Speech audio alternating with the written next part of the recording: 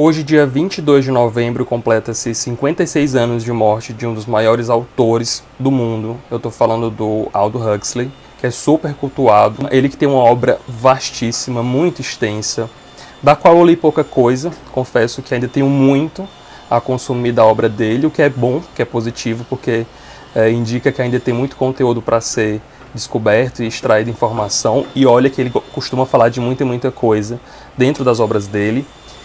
Dele eu já li O Macaco e a Essência, esse foi o meu primeiro, inclusive tem vídeo, vou deixar linkado no card lá em cima, uma distopia que fala de um mundo pós-apocalíptico, pós-Terceira Guerra Mundial, e vai tratar sobre misoginia, sobre disputa de poder, sobre religião.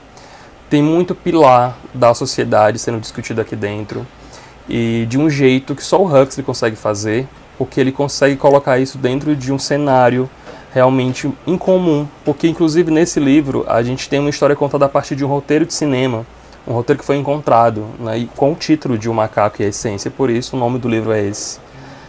Para quem quiser, para quem tiver interesse, é só clicar no card, lá tem muitas coisas que eu comento a respeito dele, e olha que é um livro pequeno, curto, mas muito intenso, muito profundo. Eu tenho também dele aqui O Admirável Mundo Novo, que é possivelmente a obra mais conhecida dele, mas esse eu não li ainda. Estou reservando aí para um momento oportuno.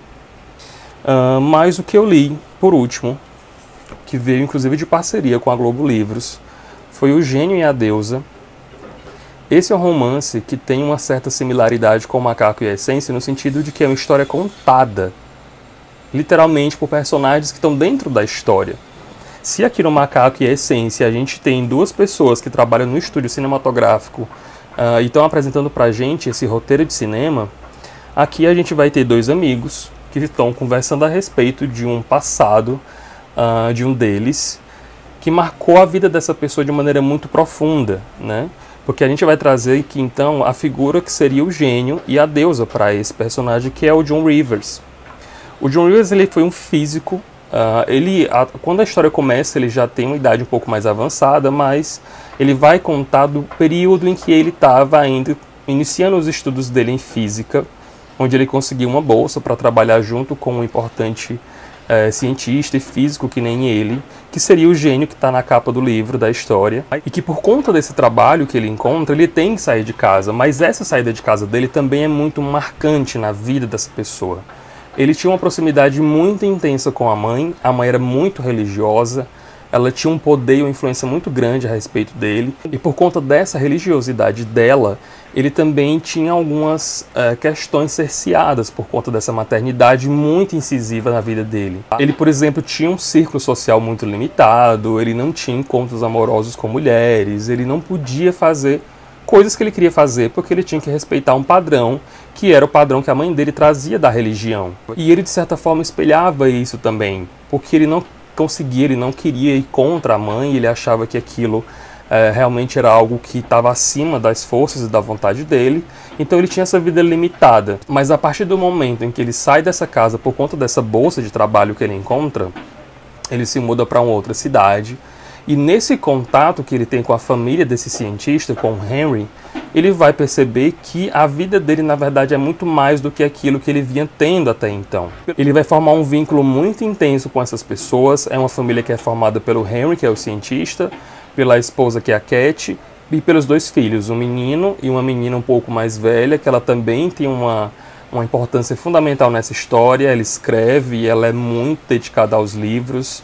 E isso vai ter realmente lá no final um resgate, uma importância grande para aquilo que a trama vai se transformar. E o mais interessante é que, como o livro ele vai indicar em certo momento, quando ele sai de casa, quando ele se afasta da mãe, quando ele quebra esse elo muito forte que ele tinha com a figura materna dele,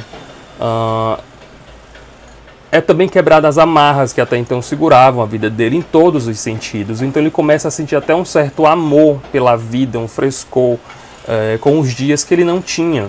Então é nesse momento em que ele inclusive se aproxima um pouco da religião, porque ele vai enxergar aquilo como um caráter divino, como um caráter superior, que era o que a mãe dele tanto pregava, que era o que a mãe dele tanto dizia que ele tinha que alcançar. Mas ele só consegue fazer isso a partir do momento em que ele se afasta, e quando ele faz isso, ele consegue perceber que tudo aquilo, todo aquele cenário, era o que na verdade faltava na vida dele. Essa família na qual ele faz parte agora, ela é bem comum, ela é bem trivial, ela é um exemplo clássico de uma família americana, inglesa daquele período, onde era tratado questões como leitura, como cultura, como ciência.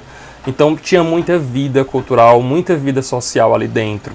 A menina escrevia, a menina tinha um lado poeta, então ela conseguia desenvolver bem isso, muito embora ela fosse tida como piada, né? A mãe, inclusive, se divertia com os textos dela. A única pessoa que levava a sério aquilo que a menina escrevia era o próprio John, que é o cara que chegou para trabalhar lá. Em pouco tempo ele já consegue se enxergar completamente inserido naquele ambiente, porque a família também abraça ele de maneira muito evidente. Então ele passa a cultuar a figura desse cientista, do Henry, por conta de toda a inteligência, toda a pompa, todo o caráter culto que ele possui.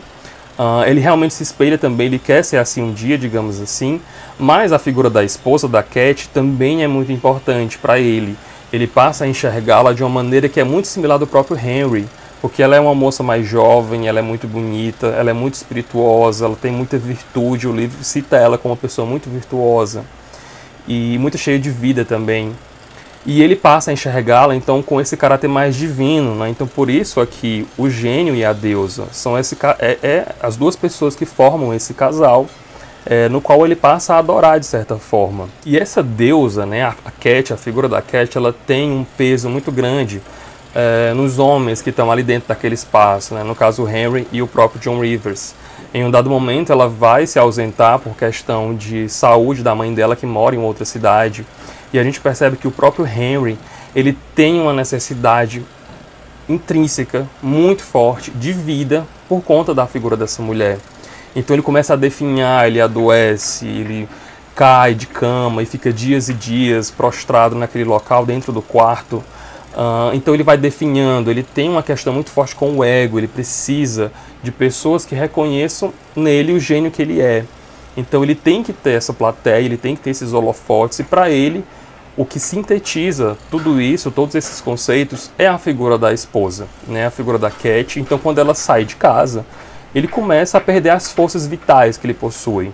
Então ele acaba ficando numa situação muito agravante, que acaba fazendo com que ela retorne, mas quando ela retorna, ela também perdeu um pouco desse caráter divino que ela possui, esse caráter que era atribuído a ela de divindade, por algumas questões que eu acho que é mais interessante que as pessoas percebam enquanto leem a obra. Mas é nesse retorno da Cat para casa que o jogo vai virar completamente, porque vai haver uma certa proximidade do John Rivers com a própria Cat, enquanto o Henry está se recuperando, e a filha também vai entrar em jogo, né? Então quando essa menina ela expõe a visão dela, quando ela diz o que ela pensa, o que ela acredita, o que ela enxerga daquela situação toda, é que o livro vai rumar ali para o que seria o final dele, que é extremamente inesperado. Assim, eu realmente não estava preparado para aquilo que o livro me trouxe.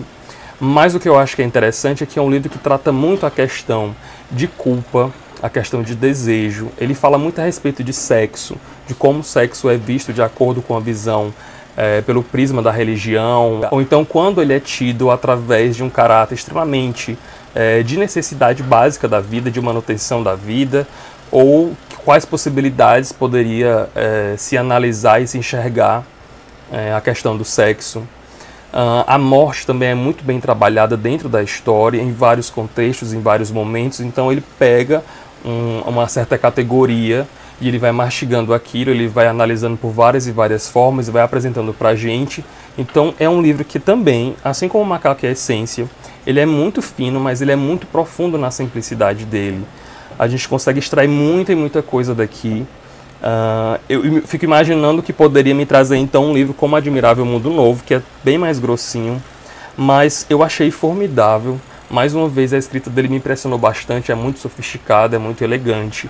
Ele escolhe assim minuciosamente as palavras, os pensamentos, a construção de frases é muito bem elaborada, e isso me deixa muito encantado. Então eu fico bem satisfeito em saber que eu tenho muita coisa do Huxley para ler ainda, porque eu sei que eu vou ter muito mais coisas, assim como o Macaco e a Essência, e assim como o Gênio e a Deusa. Sem falar no quanto ele era plural, né? Porque ele escreveu muita coisa entre ensaios, romances, distopias, textos um pouco mais sisudos, mais sérios. Então é um autor realmente muito rico, um autor muito vasto, muito amplo. E se você já leu, me diz lá nos comentários o que é que você achou do Gênio ou de qualquer outro livro dele, qual que você me recomenda, já que tem uma lista imensa aí pela frente de livros que eu quero ler dele. Faz algum outro comentário caso você queira, as redes sociais estão lá embaixo no box da descrição. Avalie o vídeo, obrigado por ter assistido e até mais.